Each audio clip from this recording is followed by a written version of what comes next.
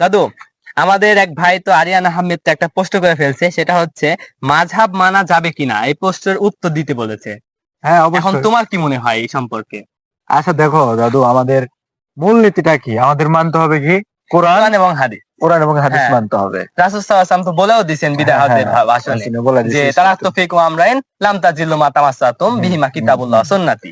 যে যে আমি চলে হ্যাঁ, হ্যাঁ, যাচ্ছি, দুইটা জিনিস রেখে যাচ্ছি তোমাদের জন্য, একটা হচ্ছে কোরআন এবং একটা হচ্ছে সুন্নাহ বা সুন্নাহ হাদিস। সহিহ হাদিস, হ্যাঁ, যেটা।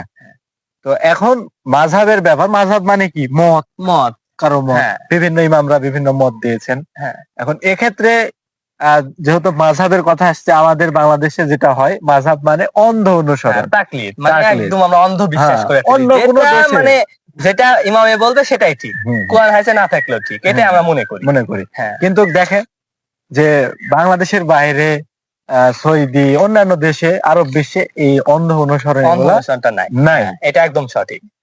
কিন্তু দেখেন, আমাদের দেশে আমাদের যে অন্ধ অনুসরণ এই সম্পর্কে রাসূল সাল্লাল্লাহু আলাইহি ওয়াসাল্লাম আবু দাউদের এক হাদিসে বলছেন যে মান তাশাব্বাহু বিকওমিন ফাহুয়া মিনহুম, যে যে যার অনুসরণ করবে তার সাথে তার হাসর নাসর অবশ্যই। হবে। এখান থেকে কি বোঝা গেল? দেখেন, আমি আবু হানিফার অনুসরণ করছি অথবা ইমাম মালিকের কোন না কোন এক মাযহাবের তো অনুসরণ করছি, হ্যাঁ, সে কি জান্নাতে যাবে? না, এটা তো আসলে আমরা এটা তো বলতে আমরা পারি না। বলতে পারি না। আমরা বলতে পারি কে জান্নাতে যাবে, যে নবী মুহাম্মদ সাল্লাল্লাহু আলাইহি ওয়াসাল্লাম জান্নাতে যাবে, হুম, হুম। তবে আমরা তার অনুসরণ করব।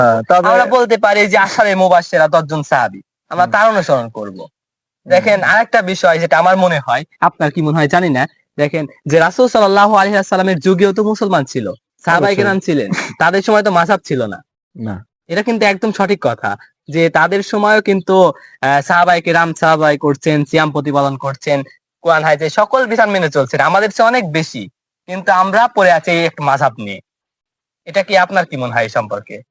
আমার যেটা মনে হয়, আমরা তো বিভিন্ন যে যারা ইমাম আছে, হ্যাঁ, ইমাম আবু হানিফা সহ আর অন্যান্য তো ইমাম আছে, অবশ্যই। ইমাম ইবনে তাইমিয়া রাহিমাহুল্লাহ আছে, আরো অনেকে আছে। তো হ্যাঁ, তাদের বক্তব্য আমরা দেখতে পারি অবশ্যই যে তাদেরকে মানে হ্যাঁ, আমরা তারা যেটা কোরআন হাদিসের সাথে মিলে গেছে মিলে সেটা গেছে, আমরা সেটা মানবো। অবশ্যই হ্যাঁ, মানবো। কিন্তু আমাদের দেশে যেটা বলা হয় যে আমার মাযহাবে নাই, সেটা বিধায় করাই আমি যাবে হব। না। হ্যাঁ, অর্থাৎ এটা তো আমাদের আমাদের সমাজে বিলকুল আমাদের প্রচলিত। দেশে মাযহাবকে দিন মনে করা হয়, হ্যাঁ, আর মাযহাবকে দিন মনে করা হচ্ছে শিরক।